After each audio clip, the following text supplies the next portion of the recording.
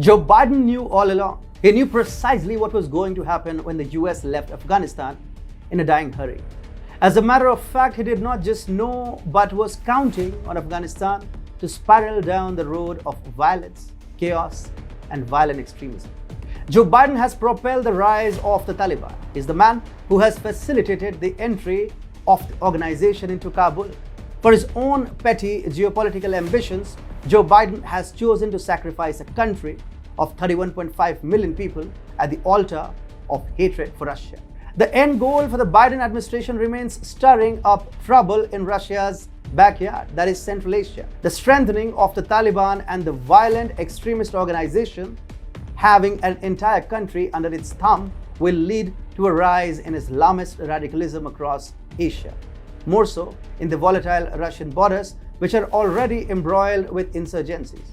Vladimir Putin is simply not in a mood to have such plans of the Democrats fructify, which is why he has begun an offensive against Joe Biden in the Middle East. Hi and welcome to TFI Global, the foreign affairs and geopolitical analysis arm of the TFI Media Group. I'm your host, Atul Mishra, and in this video, I will tell you how the Taliban's rise in Afghanistan is making Russia mount an offensive against Biden in the Middle East. Let's begin. Why did Biden pull out the troops first, even before American citizens and allies were evacuated? Even if he pulled out the troops, why did he leave large amounts of weapon systems, arms, and ammunition back in Afghanistan? Joe Biden has simply abandoned cutting-edge American weapon systems and military equipment in Afghanistan for the Taliban to capture. Did he want the Taliban to get its hands on such equipment? Yes. As a matter of fact, he did. Joe Biden is an old man, but that does not mean he cannot pull off something as messed up to the core as this one. In his hatred for Russia, Biden has chosen to support the Taliban. Apart from bringing the Taliban at par with top-notch US forces, such military hardware will be shipped to China for reverse engineering. China will then make its own variants of such equipment to be used to flex muscles against Russian allies in Central Asia. Effectively, Joe Biden has cleared the road for China, Pakistan, and the Taliban to collectively challenge Moscow's influence in Central Asia, which serves the larger goals of the Democrats to see Russia being weakened geopolitically. While Biden thought that he could stir up trouble for Russia in Central Asia and quickly get out, the Democrats' plans have backfired rather magnificently. Owing to the Biden-facilitated rise of the Taliban, today Russia is getting closer to Arab nations in the Middle East, which are generally seen as US allies. Russia had set a strong precedent with its Syrian intervention in 2015. Putin had sent a resounding message back then too. If any volatile situation becomes a threat for Russia, as Syria during its civil war did, Moscow will not shy away from going to war to protect its own interests. Now too, the situation in Afghanistan poses a severe challenge to Russia and also to India. It is therefore no surprise that Russian President Vladimir Putin and Indian Prime Minister Narendra Modi talked about the Afghan crisis for over 45 minutes on Tuesday. Joe Biden has, in fact, with his Taliban adventure, ended up strengthening Russia's stature around the world, especially in Asia and the Middle East. As the crisis in Afghanistan, triggered by Joe Biden, began to unfold, Moscow began reaching out to Arab capitals in the Gulf.